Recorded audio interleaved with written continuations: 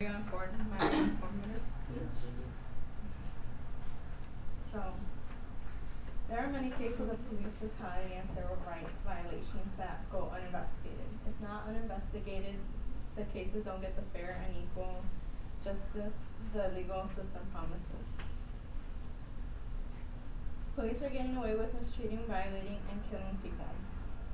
According to the National Police Misconduct Statistics and Reporting Project, in 2010 there was 897 police officers involved in cases of physical use of force complaints, which include excessive use of firearms, tasers, pepper sprays, police dogs, and even the use of fist strikes, chokeholds, baton strikes, and police vehicles. Although this issue goes back a long time, recently there have been more cases of police brutality, and people are becoming aware of this issue, and it is important for people to know about this and how we can fix the problem. I have done a lot of research on this topic and read and seen many different cases of police brutality. I believe that everyone should have equal punishment no matter their power in society. After being informed about police brutality, you will be able to inform others and spread awareness, and also know how you should handle police misconduct. Today I will first be informing you on a police brutality case, second why this is important for you to know, lastly how you should deal with the situation. So first, who is Rodney King? Rodney King is a well-known person who was a victim of police brutality. His case is well known because it caused the LA riots in 1991. March 3rd, King was the suspect of a high-speed pursuit that went through Los Angeles. The chase started because King resisted arrest for driving under the influence. Once the chase ended, King charged at one of the officers, and the police officers all went up against him and started beating him. Yes, they were right to defend themselves, but this man was already delirious and couldn't even stand upright anymore after the first couple times, the first blows. The police officers didn't have to continue with the beatings. He was down and they could have easily restrained and cuffed him. A bystander reported the incident, and the officers were put on trial for their actions, but their consequences weren't as harsh as they would have been if it were any other person who committed the crime. Of the 4 officers, 2 were found not guilty, and the other 2 were found guilty for violating King's rights and got sentences of 2.5 years in prison. Police are overusing their power and getting less consequences, or even getting away with their crimes. So why is it important for us to be aware of this problem in our society? We have created laws to protect us, and if these rights are being violated, we should know and find a solution. Like many things, the news doesn't inform you about everything that is going on in our society. It is important that you go out and learn about the issues we face.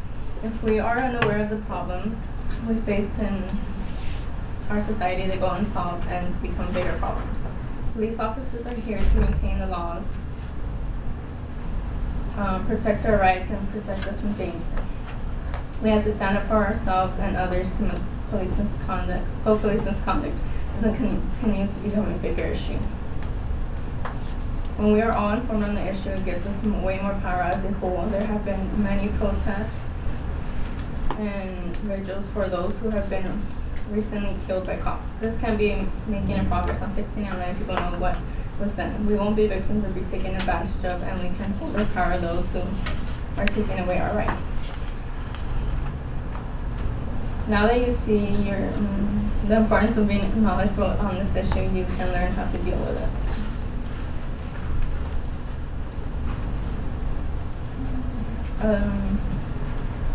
To protect yourself and know how to react and deal with the police misconduct is very important.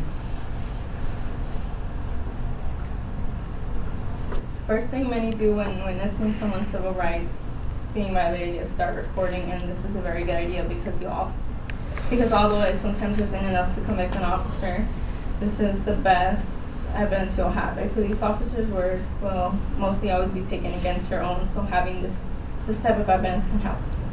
Although officers trying to stop video recording, it is totally legal, and as long as you are not too close or being a disturbance to the officers while at work.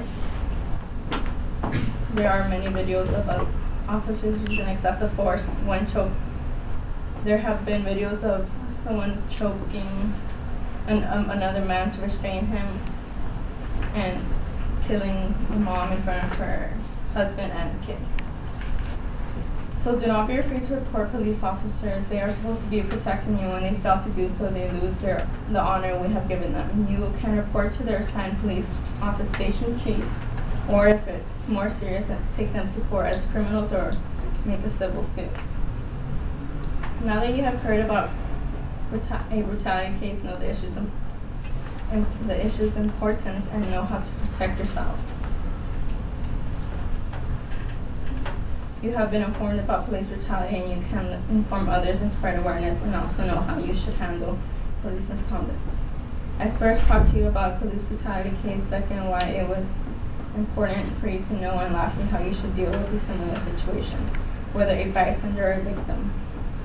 After so many police misconduct cases, how are we to feel safe when the people who are supposed to be our safety are the ones hurting us? Remember, they don't have all the power